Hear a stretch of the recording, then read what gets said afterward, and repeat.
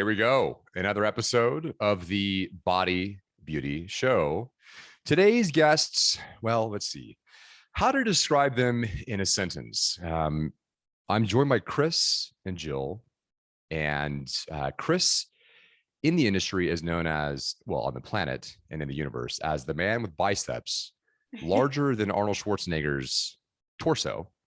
And Jill, the wit and charm of an angel. Did I get that right? I think I did. Sure, we can go.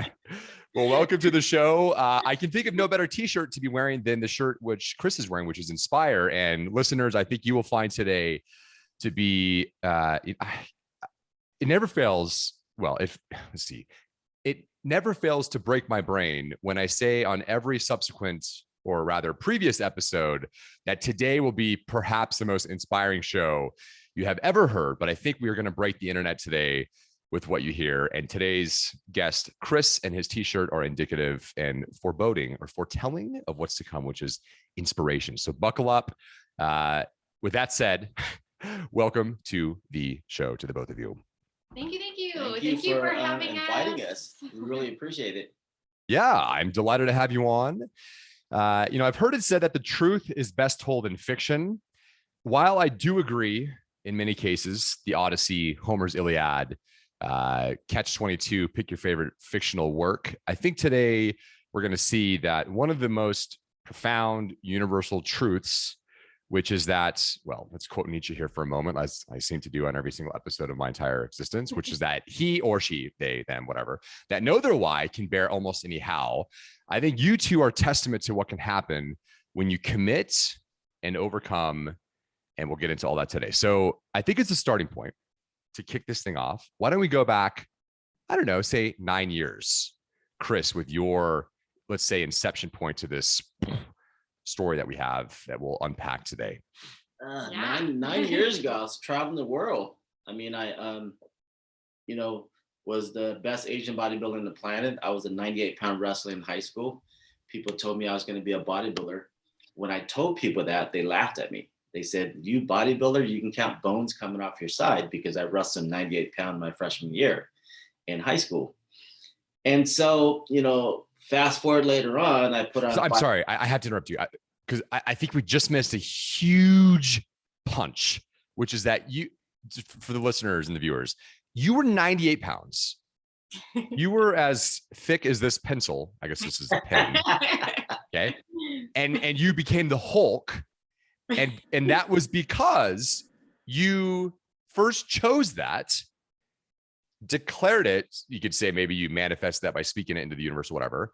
And then you did it. And then listeners can't see this, but listeners, Kris is the Asian Hulk. If Mark Ruffalo decides to stop playing the character, we'll call Kris. But is there something there? I'm sorry to hijack your story there, but there's something to the you chose and then you declared through oration, through the word, bam, and then it happened. Is there, sorry, maybe this is going to derail you, but I think there's something there that the listeners would get immense. The best way to explain it is if everyone ever seen that picture of a kitten looking in the mirror and seeing himself as a lion, that's how I kind of see myself, because I kind of looked at myself and I never seen the skinny little kid that I was. I was just focusing on where I needed to get to. And it wasn't an easy road, because I can tell you, it took me 16 years of hard work, sweat, lifting thousands of pounds, eating so many chicken breasts that I felt like I got feathers coming off me. And I just stayed on the course, because, in that 16 years, I can honestly tell you, the most days I've ever taken off from the gym was 1 or 2 days over the weekend. That's it. I've never taken any time off. The reason why is because I knew what I wanted. I knew that didn't matter what anyone say, didn't matter what the naysayer, I was going to focus on what I need to do to get what I need to get to. And, it wasn't like, okay, well, I want to become the #1 Asian bodybuilder on the planet. It wasn't like that. It was like baby steps. It was like, okay, you know what? I want to gain 5 to 7 pounds. I want to gain 5 to 7 pounds. I want to win Mr. California. I did that. I want to win the natural universe. I did that. I want to win the Miss USA. I did that. And then finally, you know, I won the national, got my pro card, and next thing you know, all the guys that I saw in the magazine that I looked up to, all of a sudden now I'm getting on stage with them 4 months after me getting my pro card and beating them on stage. And next thing you know, I qualified for the Mr. Olympia right off the bat, 4 months after getting my pro card. So what's the meaning of the story? It took me 16 years of digging that well, digging that well, digging that well. Nothing exploded. All of a sudden, right after I got my pro card, 4 months later, everything took off. I shot on the cover of Muscle and Fitness, Muscle Development, what's the other magazine? Flex magazine cover. And, you know, I was in every magazine cover there was. And why? Because I stayed the course and I never gave up. But when I did turn pro, all of a sudden I was voted Rookie of the Year. I was voted the best Asian bodybuilder on the planet. And it just took off. But it wasn't like that from the beginning. I can honestly tell you, like I can tell you, I can't even tell you how many times I've thrown up from doing leg workouts. Because every time I got in the gym, I trained, it was like my last leg workouts, my last workouts. Wow.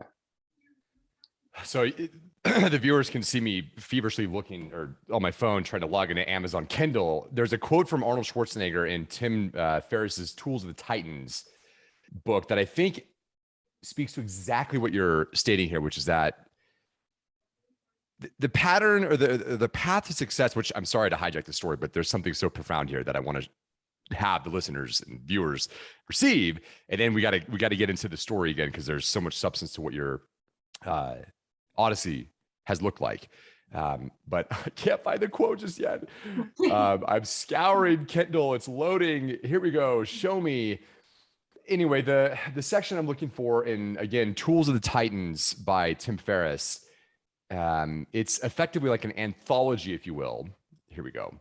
Of different interviews that he's had and takeaways that he's received from those interviews. And the one with Arnold Schwarzenegger, I can't find it. Okay, well, we'll move on. There's something to this notion of choosing a thing, declaring it, and then inching towards it, regardless of the cost. There you are, 98 pounds. Again, you're as thick as a Sharpie pencil pen. Jeez Louise. And you decide, you struggle, it happens. And then you're out with Arnold Schwarzenegger, literally, which we'll get to that in a bit. So anyway, I'm sorry to throw you off the rails, sir. I can't find this quote. So maybe we can pick back up where you left off with the story, and we'll continue. Yeah. So, you know, from there, I competed in my pro show. Next thing you know, I did extremely well, you know, especially in the bodybuilding world. I mean, I went from the 98-pound wrestler, my heaviest at 5'7", I was 240 with abs. So imagine what that looked like. I was wearing 2 and 3X shirt. 540? 240. I was as short as I was tall. Wow. You know, but you know, when I got in the gym, I stayed cover up. Didn't want anybody to see me because I wanted to focus on my workout. You know, when I got in the gym, it was work because I was sponsored by Weider Supplementation, Weider Publications, and I you know, traveled the world with Weider. So, but the biggest thing is you know, I did extremely well, but as high as your low can hit within that turnaround. And 9 years ago, I went in for surgery, and imagine this guy being a 98-pound wrestler, becoming the #1 Asian bodybuilder on the total planet, being in every single magazine cover. All suddenly tragic hit overnight. I went in for surgery on my aorta, and they cut me from the back of my shoulder blade through my rib cage all the way to the front of my stomach, fillet me sideways, fixed me the right way. Next thing you know, I woke up with a spinal cord injury where I could not feel my legs, could not move my toes, and it was surreal. It was like, man, this can't be happening to me. This is not real. I still kind of groggy, I wasn't sure what was going on. And I remember taking the first step and I fell, off the bed. And that's when I knew that reality is sinking in. What am I going to do with myself? What I went from traveling the world, doing what I love, got to the pinnacle of my career. And I've trained my whole entire life just to do this and to be this. And next thing you know, it was taken away from me overnight, just like that. What do we do at that point? Most of us. Throw in the towel, quit. Not for me. That's it. End of the road. Yeah. And I probably the first 3 months after my spinal cord injury, I was depressed. I was like that little ostrich, put my head in a hole, didn't want to go anywhere, didn't want to do anything, couldn't drive, had to depend on people. And after 3 months, I said enough is enough. I went on Amazon, ordered some manual hand control, put it in my car, start driving around my neighborhood. Here I am. I've never used hand control my whole entire life. Didn't go for training or anything.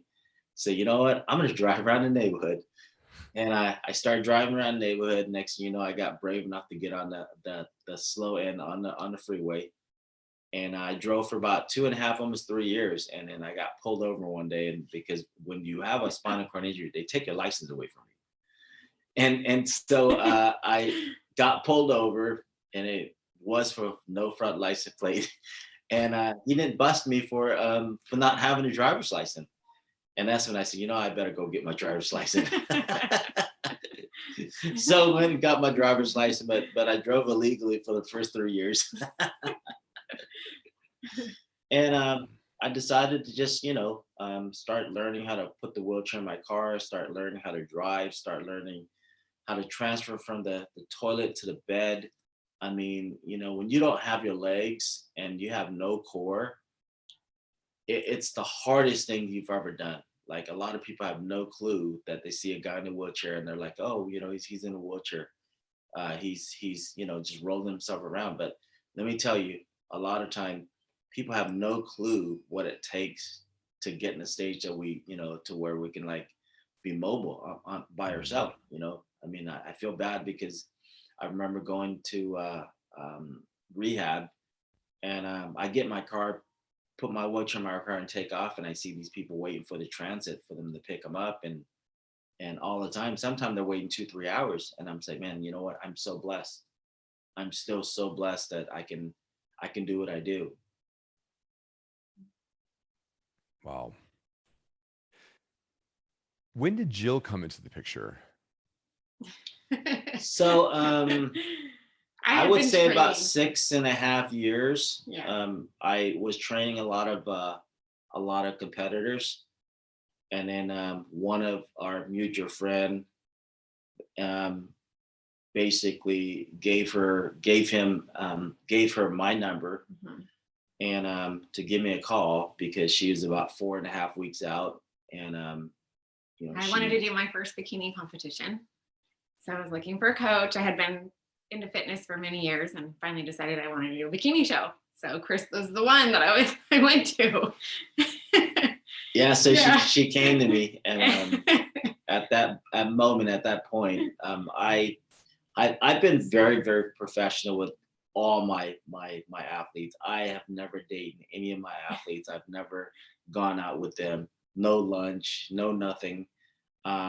Because I've always believed that, you stay professional, and no matter what, you don't want to break that, that relationship with your clients.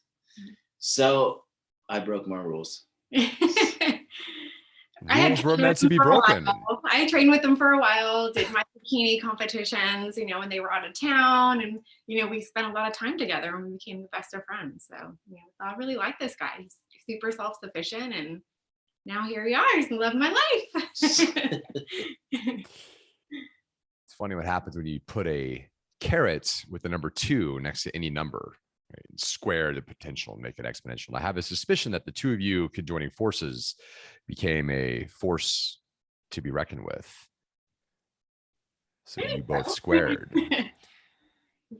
We're a power couple. We're a power couple. Yeah. Well, geez Louise. Yeah. If the listeners can only see the thunderous biceps that look like Porsches attached to Kris's torso there, I understand. So we have this insane struggle, the pits of despair. What would you say was the thing that pulled you from I don't know if the metaphor would be the gallows, the depths? You're effectively at this stage when you've reached rock bottom, you're belly crawling through the abyss of hell on hot, fiery coal laden with broken glass. That's maybe the metaphor in terms of your mental state, and you're just, you're looking at this fork in the road of, I could go left, give up, and not tie a knot at the end of this rope and hang on, in the words of, we talked about before the show, I think it was Teddy Roosevelt that said that. Or I can go right and carry on. How did you get out of that depth of despair, Kris? I just felt like enough was enough. I mean, I looked at myself in the mirror and it wasn't me. It wasn't me. It wasn't the Kris Dim who was a professional bodybuilder. It was a Kris Dim who's a motivator. It wasn't a Kris Dim who's an entrepreneur. And I knew that I needed to do something about it, else I'm gonna die. Because when the devil gets a hold of you every single day, especially in the situation that we're in, and the more time we sit there, the more we start to think. The more time we start to think, the more we start to bury ourselves. And so to me, I always believe that the enemy doesn't know what to do if you just don't quit.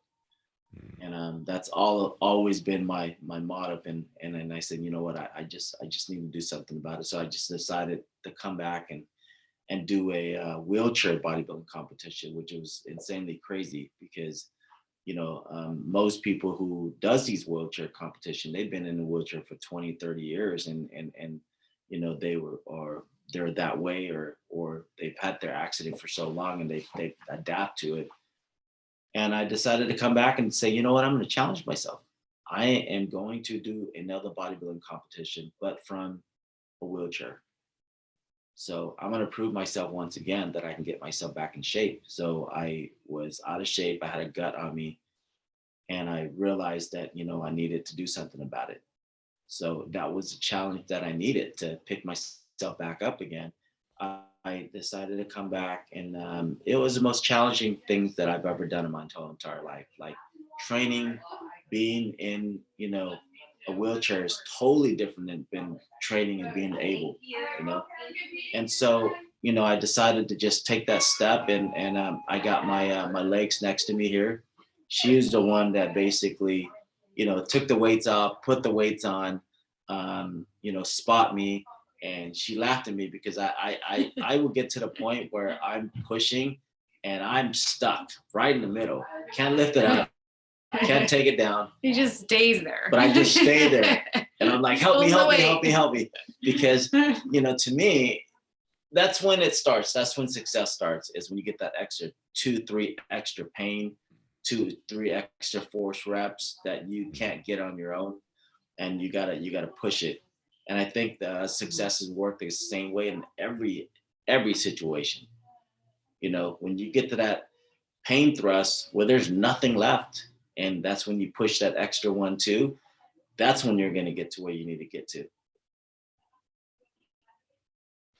And then doing that show, I decided, you know what, I'm going to do the two biggest show on the planet. The Arnold Schwarzenegger Championship wheelchair bodybuilding competition and the wheelchair Mr. Olympia. And so we got to mingle with Arno. We sat there with him and all the competitors and, Gio and the family. And I took second at the Arnold Schwarzenegger Classic and third at the wheelchair Mr. Olympia. Was the two biggest show on the planet. So I'm second in the world and third in the world. And after that, that's when I decided to retire because I felt like I came back and that little chip off my shoulders, I did it. I came back and I basically pushed myself and took myself back to another level again, and I needed that recharge. Sometimes I think all of us need it. I think it's good to stop when you're ahead as well. There's something to that. You know, like, I don't know if you're a Batman fan, but notice how Christian Bale did not do a fourth Dark Knight film. He stopped at 3. It's perfect. Close the book, move on. So I've found the quote from Arnold, if you guys are curious to hear it, what he has to say along these lines. Okay. Yeah. So there's a couple that jump to mind. And the first one is, here it is. Okay. I wasn't there to compete. I was there to win. I have a suspicion that that is in your blood, the both of you. But the second one, which is more relevant to the a bit that I was fishing for initially, which is rather, my confidence came from my vision. I'm a big believer that if you have a very clear vision of where you want to go, then the rest of it is much easier. And I have a suspicion, Kris, for you, and Jill, we're going to get to you. You're up next. Kris, I have a suspicion that there were perhaps 2 defining moments. Certainly there's more, but 2 crux moments that come to mind. One was when you were a kid, you're 98 pounds. Again, this is basically you, the Sharpie pen, and you're telling people, I'm going to be a bodybuilder. And they're saying, ha, no, you're not. Oh yeah? Watch. 16, 20, 30 years. Well, I mean, multiple inception points, right? Or pit stops along that way where you were, of course, bodybuilder. The second and third place finishes that you just had that you mentioned as well, post injury. And then, of course, all the others as well. You did it. So the question for you, Kris, was, or is, would you say that there were, or was there a redefining of what that vision looked like for you post spinal cord injury? And how did you arrive at that? Because I think that was the fuel that got you to where you are today, and then all the entrepreneurial success, et cetera. You know, I didn't want to be average. I'll be honest with you. I didn't want to be average. You know, I didn't want to look like all the other wheelchair guys. I didn't want to have a gut. I didn't want to have skinny fat. And I didn't want to depend on other people. And so that's the reason why we still work out till today, is we made it a lifestyle. It's not a quick fix for us. We get in the gym, we work out, we eat right. You know, we have our date night every Saturday night, and we'll eat what we want, you know.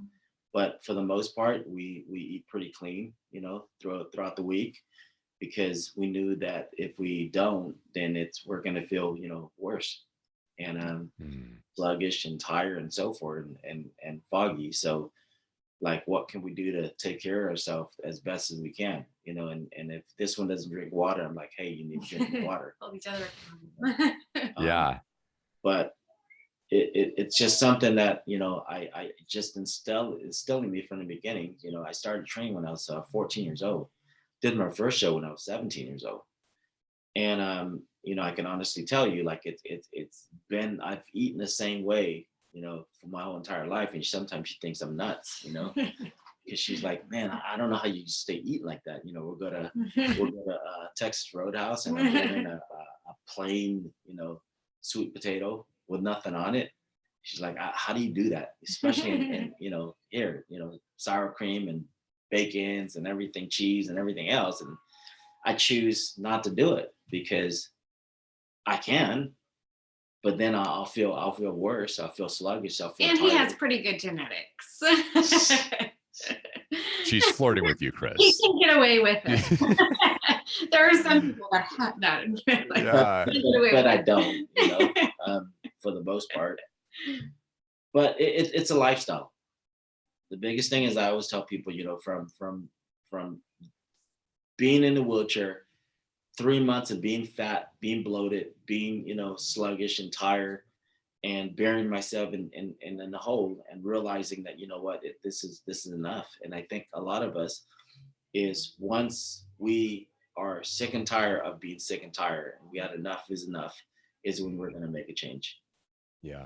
And over the time, I've seen Kris do a lot of self-development, listen to a lot of podcasts, and I actually picked that up from him.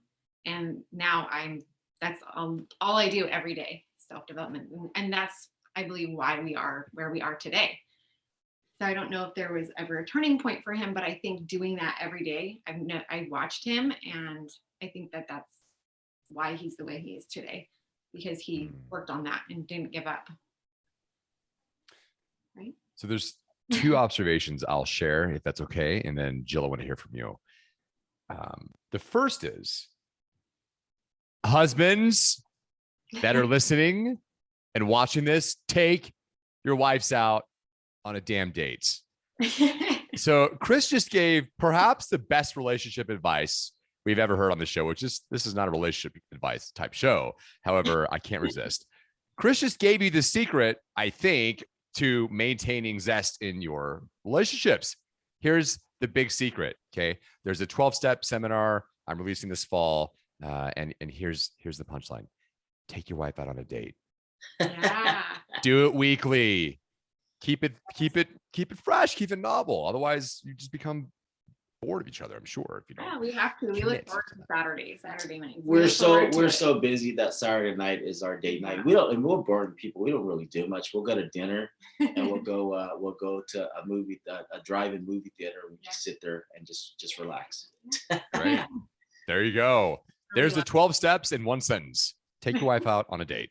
Second thing is that I don't know if the audience caught this, but when I asked you how you got out of the depths of shield, the depths of hell, etc., Kris, what you basically said is, well, you said do 4 times, which is a verb. So you took insane amounts of action. You got out of your head by getting into your body. You put a verb to your being and went out and did. And then look at where you ended up today. So there's something about action that is vital in progress and coming out of the depths of hell, which everyone faces on some, plane of the spectrum, let's say. So there's power and potency to that. So I commend you for that. It's incredible. Thank you. All right. So Jill, where to start with you? Now, I think one of the things that resonates the most with anyone, myself, yourself, everyone on the planet, is speaking to vulnerabilities, speaking to moments in which we, us, all of us, but in this case, you, found yourself at the end of your rope along this journey. So maybe we could start, if you're willing to share. I don't know what that might look like for you, but was there a point yourself where you felt like, wow, this is rock bottom? What do I do? Is there some story there? I never really had a rock bottom, but I felt like I never really had the guidance where I was told you can do anything you want in your life. You could do whatever you want. And I learned a lot of that from Kris. And we had the gym. We had opened up the gym together in the boot camps. And I had realized that I can do this. I can run these businesses. And from there, it kind of took off at that point. But my bikini competition really, after I did that, I had changed a lot. Because I had realized, that's, if you could do that, it's really, really hard to do. A lot of dedication and commitment. And you start realizing that, gives you that boost of confidence where you can do a lot of things. No, that's when she became cocky after that. No. All right. So that's a hell of a movie trailer. Let's reel back the curtain and watch the movie. So unpack that. What do you mean when you say Kris taught me or I learned from Kris XYZ in this context? Well, she's a mom, and for 15 years she worked in a dental field. Dental field. I was your typical mom, going to work 8 to 5, pick the kids up, go home, cook dinner. I was your typical mom that did that every day. And I started getting into fitness and working out, and that was her bubble. Like she really didn't understand that there's an outside world. She didn't understand what entrepreneur is. She didn't know that there's a whole world out there of people that are extremely successful. She worked her 9-to-5 job, went home, took care of the kids, and that was it for me. Yeah. And I had great parents, but that's just what they knew, and that's what they taught me, and but I didn't know, and I learned it. And by watching him, it took off from there. Did a lot of self-development, had some coaches, learned a lot from owning the gyms and the boot camps. Okay, tell me more. Well, we had our gym, and we started transforming people's lives. We started helping them lose weight, feel better about themselves, look better. And we really, really enjoyed that. Yeah, it's crazy because we made more money with our boot camp than we were at my gym that I put between my business partner and I $1 million into, you know? Yeah. And that $1 million gym stressed me out so much that I walked away and sold it for $40,000. People thought I was nuts. They're like, why would you do that? You would get more for equipment if you were to sell the equipment. I said, I didn't care. I just wanted out. I said, because it's only money. I'll make it right back again. You know, but you know, stress, you can't buy back.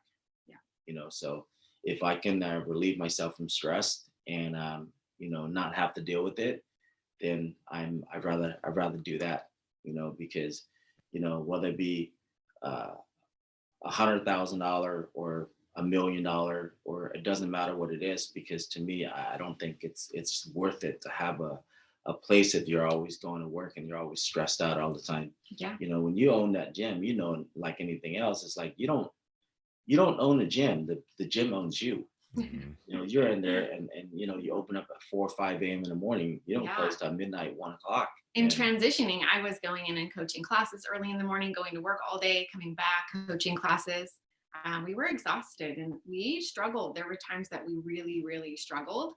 And that was challenging for me because I had to learn, you know, how are we going to get ourselves out of this? You know, there was a time where we lived with Kris's parents and Yeah. we had to figure it out together, how we were going to get out of this and what are we going to do next? Yeah, I mean, I didn't want to wake up the next day because I didn't know if I was going to have enough money to pay all our overhead for the gym, because I mean, our overhead was extremely high.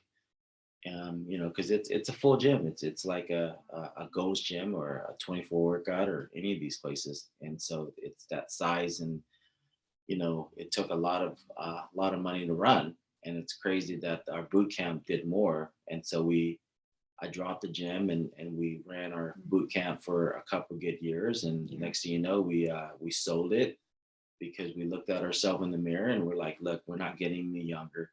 We can't be going in and teaching class at 4 in the morning and not leaving there till 8:30 at night. We're exhausted. And we were driving, you know, hour one way and hour back. So, you know, that's 2 hours of driving after you're done with your day. And so we decided to sell the gym, and you know, with God looking over us, we were able to sell it. 3 months later, COVID hit, and they went out of business. Wow. So let's double tap into that, Joe. We're going to come back to you because there's still some more meat on that bone of what exactly you want. But I think that'll be a good exit point for the show. So we'll circle back to that because I think there's, to give you a hint as to where I'm leading this.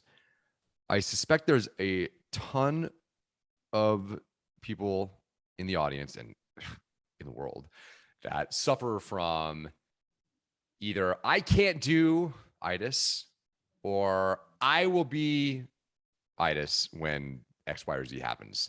And that barrier, those chains, those mental blockades, call them what you will, prevent people from actualizing the totality of their potential. So we're going to come back to that. So that's a teaser. We're going to come back to that and conclude the show with some actionables and what we can do to Arnold Schwarzenegger and the Terminator, you know, style punch through limiting beliefs and what have you. So we can actually materialize what is dormant in our either subconscious mind that we're oblivious to at this juncture, or the things that we'd like to achieve but do not. And as a result of that, prevents us from having the impact on people's lives that we could otherwise, like you've done and been able to do on thousands of people's lives and the coaching that you've done, et cetera.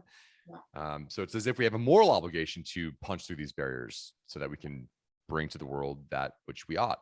So we'll come back to that. But Yeah. I'd like to segue, if it's okay, from the world of Kris eating live chickens and developing biceps that look like Hummers, and Jill drifting from the mom life and bikini competition life to now somehow in the universe of aesthetics, which is a very curious leap.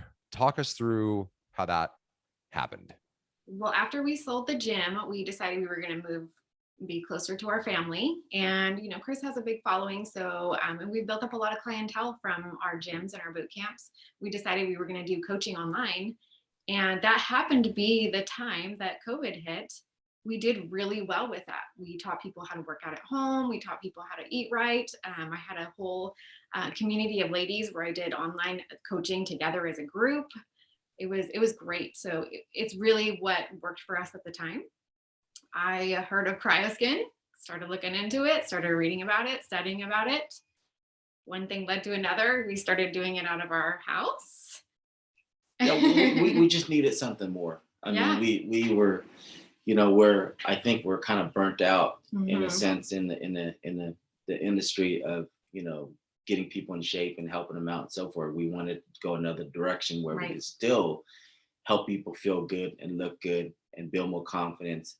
Right. So that's when Jill started looking into other. I thought, other what, options. this is what my ladies need. I thought they always have this last little bit of, that volume they can't get rid of, or that skin they can't get tightened up.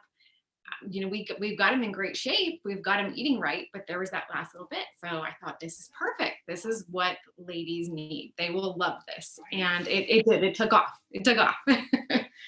So we decided to open up a little place in downtown Elk Grove. It's about a room and a half, right? About a room and a half. Small room. Yeah. I would say maybe like not even 350 square feet. Mm-hmm.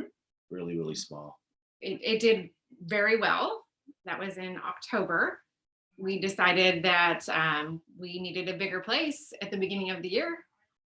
Started looking around, and now we are centrally located in Elk Grove. A 1-room location to an 8-room location. So you went from a 1-room location to an 8-room location. Why? 8-room. How? Why? Because we needed more space. We wanted to do other things. I thought I want to add other services. The cryoskin was doing great, so we decided that we were going to open up something more geared toward wellness, because that's our background. We want to make our community healthier, make people feel better, look better, especially after COVID. Can't tell you how many times I can't count how many times people come in and say, because of COVID, it did this and that. People gain weight or they fall off track with eating. So we wanted to focus more on wellness, making the community better and teaching people how to eat right. So now we have a wellness center with a slimming pod, infrared sauna, compression therapy, oxygen bar, the only oxygen bar in Elk Grove. We have that right up in the front of our facility. We got our cryoskin. It's been great. And then all a personal training room. Yeah, so we focus on wellness, making people feel better, look better. Wow. And we had an amazing month in May. If you'd have asked me 5 years ago that this is something that we would be doing, I would laugh at your face. Oh yeah. Yes. Cryoskin, you're saying. Cryoskin, yes. You would have laughed in my face 5 years ago. Yeah. What changed? We never even thought. It's crazy how sometimes the eyes that you see that are blind is the eyes that you see that success you, right? So it's just pretty amazing sometimes. You just one door closes, another door opens. God always opens up one door, closes another one, and it opens up another one, and it just keep going until you find something that works. And I think a lot of people they stop opening doors after a while. They just give up. Yeah. So Jill did a little tease at something about May. What happened in May? So May, we decided we were going to have a grand reopening, and we put together a community event because we really are all about supporting the community. So we decided that our grand opening, we were going to invite out a lot of other businesses. It was more geared toward health related, but it was for any business. So we had all sorts of businesses come out in our parking lot. We have a really big parking lot. Everybody set up a booth. It ended up being very big. It was a great event. Huge. And a lot of people. We had more people, and we had more booth at our location that the Elk Grove Fit Fest. That was a week before that. We did. That we paid a ton of money for. Yeah. So that was at the end of April. And then in May, all through May, between the 1st and the 31st, we actually hit over 52,000. $52,000 in just May. Wow. For the whole business. Yeah. For me. Yes. Oh. Most of that was cryoskin. Probably about 90%. Over everything else. Or our other services, yeah, which is small. Even I would say even 95%, because it's barely, you know, I'm not pushing that a whole lot because the cryoskin has taken off so much. But yeah. So of the $52,000 you made last month, so 5 minutes ago, yeah, 95% of that came from cryoskin. I would say, yeah. Wow. Yeah, we've been so busy with cryoskin, we haven't really had a chance to push our other services. And then we also have we have 3 employees now. So yeah, we went quickly from like happened. 1 to 3 in just like 2 months. Yeah, this all happened within a couple months. Yeah. Wow. That's almost unbelievable. Yeah. Yeah. It is surreal. We're blessed, and it's taken a lot of work. Like I said, a lot of self-development. I listen to a lot of podcasts. I hustle. I get out to the community, do as many community events as I can. Yeah. There's that do word again. Yeah. And this is no ads. We didn't run any ads. It was all social media, word of mouth. We ran no ads. Wow. Wow. It was Joe picking up the phone and calling all the local businesses and asking if they want to set up a booth, because we were trying to get the community together for, you know, a little event. And really that's what helped kind of stir everything up, because you know, you got to remember, you got 35 plus businesses all here, and they're all reposting, you know, for the event. Then that's huge on our business. It's like having, you know, 35 different businesses reposting for you, you know. We were able to get 2 local radio stations to come out that day also, so that was super helpful. Wow. It's been great, and we love it. That's incredible. So I still can't get over the fact that 95% of your revenue came from cryoskin. When you have other services, compression, you said Normatec compression, slim pods, etc. It's wild without advertising. Yes. It's crazy. Other than social media and, you know, those businesses posting for us and word of mouth. Yeah. Wow. So what's next? What happens in H2 of 2022 for you guys? We're trying to plan another event right now. Just trying to plan another event. Planning my next event. Trying to stay on top of things. Trying to make sure that we're taking time for ourselves also. Wow. Wild. Yeah. Well, at this rate, if my maths are correct, I wasn't planning to do this, but I was baffled when he said 95% of your revenues come from cryoskin, which is a little bit unbelievable in my head. That's $49,000 a month in revenue. So if you continue that trend, that's going to be almost $300,000 in revenue from cryoskin through the end of the year. Yeah. That's wild. Good. Yeah. And we're going strong. We're already going strong, and we're only the 3rd day into the month. So. Wow. That's awesome. I'm stoked for you guys. Yeah, it's been good. It's been really good, but it does take work. Yeah. And it does, we lean on each other a lot when we have times where we're stressed out or, you know, we're getting in a different kind of mood. We remind each other.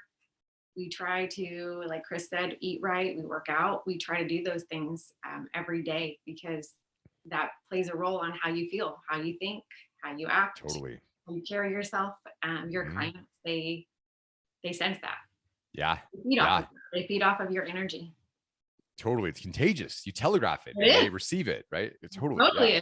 Yeah. Well, I mean, the thing about it is, like, when you walk in, you have to be an example of what we're practicing, right? So, like, you know, people walk in, and if we're not an example and we're, you know, sluggish looking and, you know, overweight and so forth, I mean, it's kind of hard to motivate your people when you don't even look the part. You know? Yeah. So two more sections I think we should sink our teeth into here, because I think the central theme of today's show, I think, is that you can go through the depths of hell and you can still reach the heights of heaven.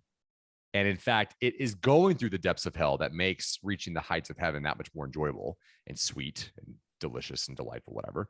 Finish the alliteration with your favorite D word there. Okay.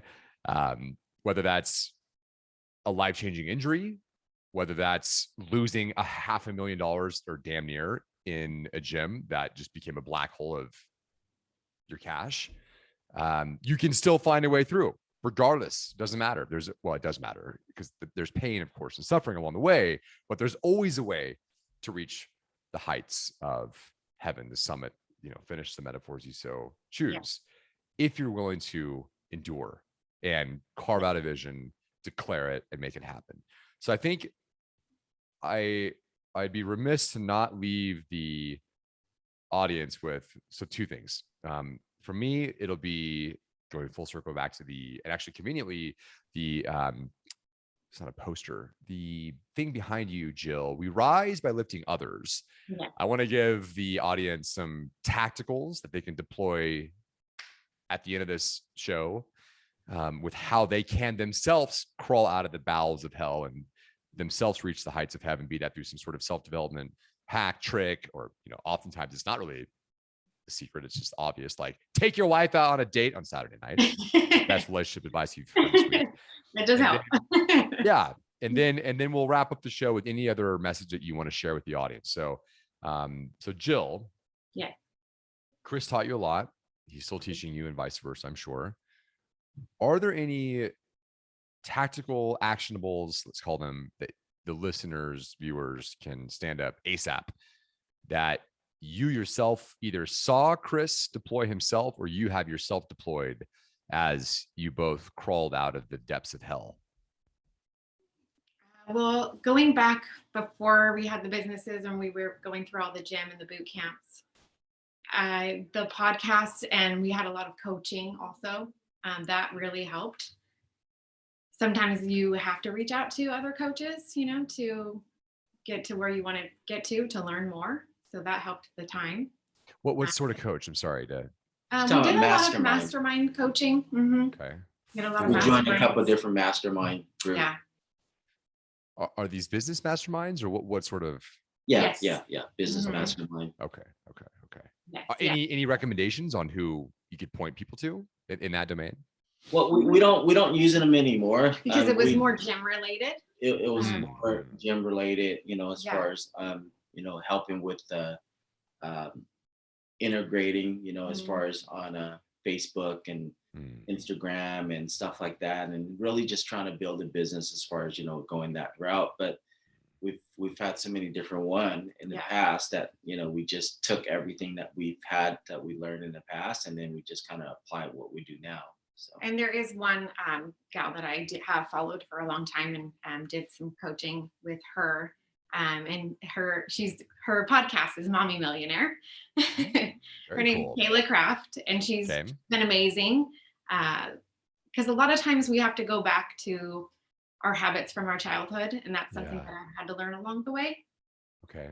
And change those habits and create new habits to get to where we want to get to where we are. That's. I have to double click into that. Yeah. Tell me more about that. What does that mean specifically? Habits as far as how we speak to ourselves. Okay. Habits as far as even it could be something as simple as, you never learned how to exercise. You never learned how to eat right. Habits of how you were talked to when you were a child, and that affects you. And, you have to learn how to work through things like that. How you see things. Can you give me a specific example? Well, okay, a general, I mean, if you could share a personal one if you want to, but is there an example? Let's say here's the situation. Yeah. I'm not, but let's say I was an aspiring mommy millionaire, and I realize that I have a problem. The problem is, I think this is what you're getting at. My self-talk is tragic. Yeah. I got to fix it. Okay. That's what we're alluding to here, right? Yeah. A lot of negativity, sometimes we don't realize when we're talking the negativity coming out, you don't really realize it because you've had the habit for so long, you've talked like that for so long, that you just do it naturally. And it's recognizing those things. And I'm finally able to today because I did, there was some negative self-talk that I didn't realize. I just, picked it up from, some people. Not that my family's amazing, but, because everything they learned from their parents. But I picked a lot up from them, a lot of being down on myself or, not positive. And now I can finally today, able to catch myself and not speak those. I try to have everything come out of my mouth that's positive. I'll stop myself. Is it something like, I want to use something concrete here. So back to Austin pretending to be a aspiring mommy millionaire, daddy millionaire, maybe. Okay, so here I am and I'm talking to Jill and I say something like, God, I'm so stupid. What do I do then? Is there something, is it just literally the pause and wait a minute? No, that's not true. Or is there something else we're doing over and over and over again? Writing your gratitude. I write a lot of gratitude. I did that a lot. Writing nice things to yourself. You have to embed it into your brain.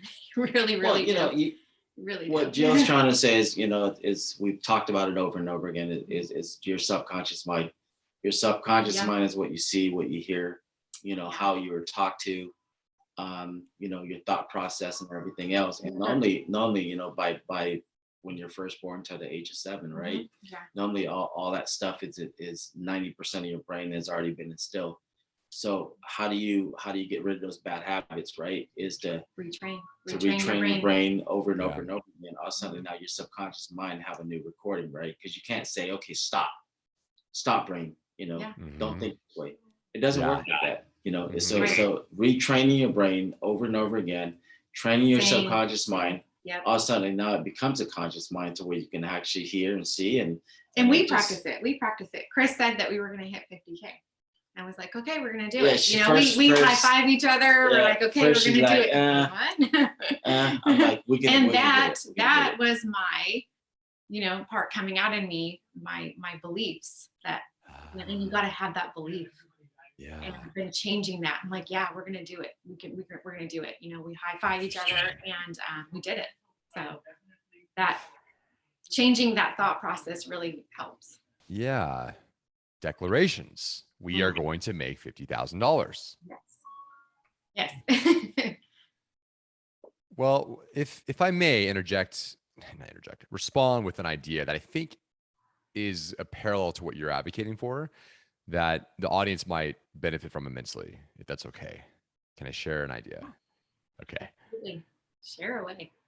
Something I'm personally working on, such that I'm actually going through this program again for a second time, program called Creating Your Extraordinary Life with Townsend Wardlaw, who's an absolute, he's Morpheus, he's Gandalf, he's, pick your favorite icon to learn from. One of the projects is with declaration formation. So the thing that I am personally working on to Jill, to your point, is something like excavating all these subconscious limiting beliefs. I'm X, I'm Y, all these unuseful thoughts rather. Jeez, Louise, English is hard. And re-architecting what my truths are, aka my declarations, on these little cards. And then eventually this will take the form of a new software that I speak that will then reprogram my wetware, aka my brain. Yes. And every action that I take will be congruent with that subconsciously. At least that's the idea. And I'm wondering if that's something that, coming full circle back to Arnold's idea of having a clear vision, if that's something that you would advocate for doing or have done something like that yourself that's maybe similar or tangential to that idea. Absolutely, yes. Writing things, those affirmations, saying those things over and over again. I would also write on my mirror lipstick or Yeah. erasable pen, so I could see those things all the time.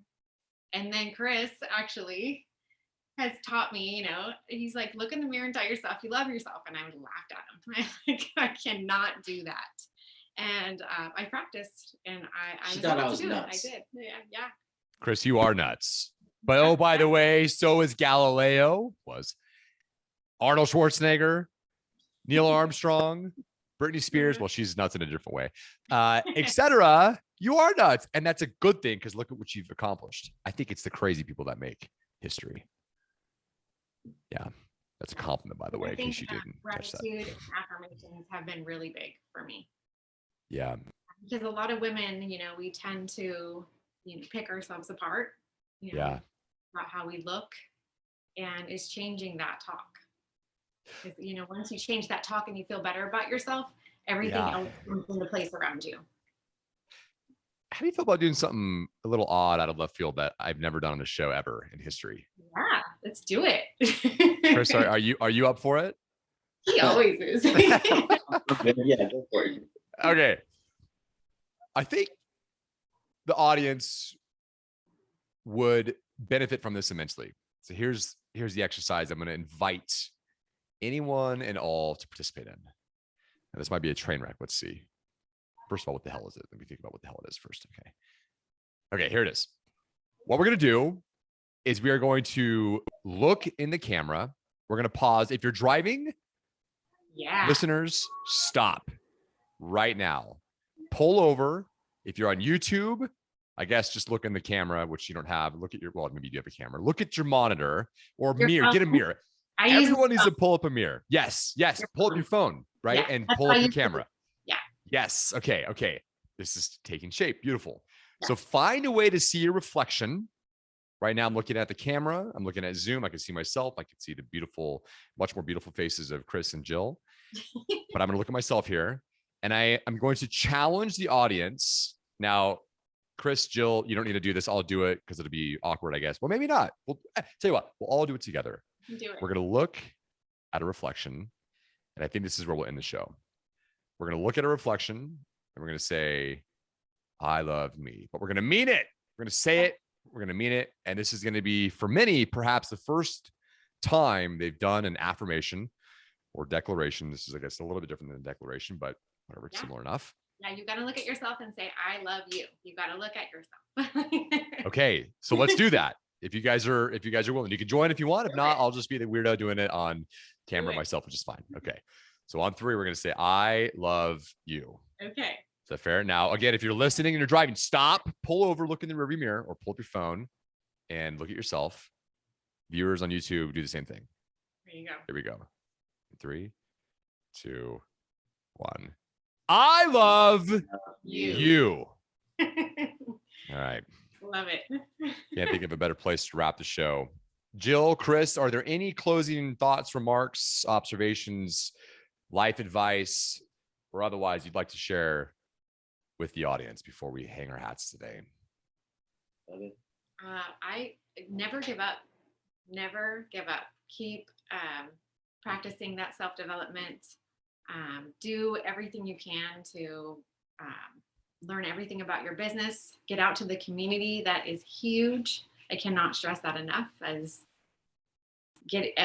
we're with the Chamber of Commerce, get involved in that, because that's what's going to help you. Your community. Lean on your community. Learn your business. That's the biggest thing. Learn your business. Learn why you're doing what you're doing. Love it, because people can feel it. Yeah. If you're out there and you don't love what you do, and you try to sell it, it's going to be very, very, very tough. That is true. Yeah. Or if you do sell it, you're not going to last long. Yeah, especially with consultations and your clients coming in, know what you're talking about and be able to answer every question they have without any hesitation, because they will feel it and you will close. Your closing rate will be amazing. Yeah. But come in. I have had to learn that, but I'm really confident in it now. Oh, Jill's amazing. She closes like 99% of them. So when they walk in, I'm determined. she doesn't get. I mean, she just. I don't know what she does, but she's magic when it comes to closing. But it's because I believe in it. I believe in cryoskin. I believe in telling people how to eat right, how to exercise, what they need to do. Yeah, so I've learned it. And if there's something I don't know, I will look it up and I will learn it. If there's a question I ever come across where I've kind of felt like I stumbled, I will figure out the answer. When you come into your business, your job, it doesn't matter what it is, have a good attitude.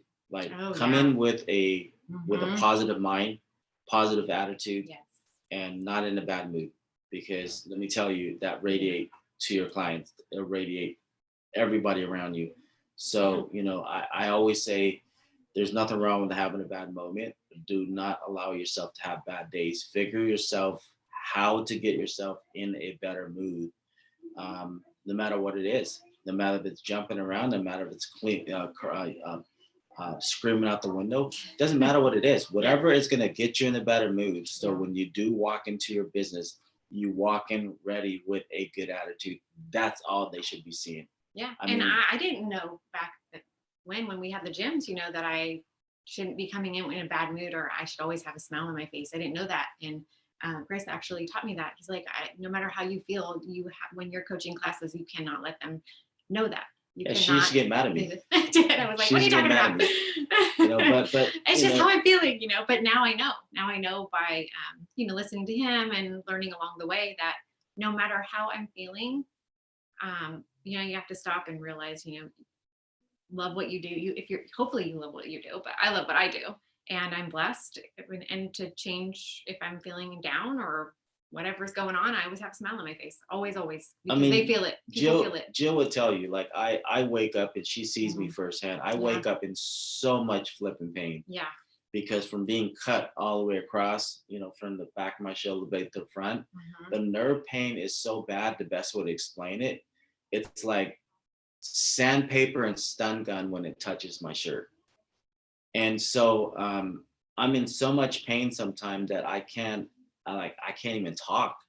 So I have to like get myself right first before I can deal with everything else and deal with life.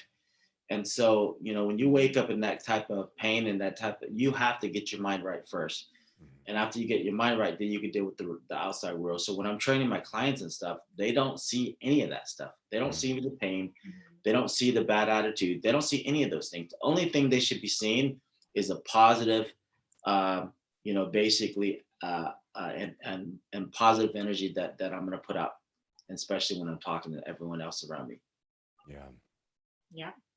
And be healthy. That's big. I can't stress that enough.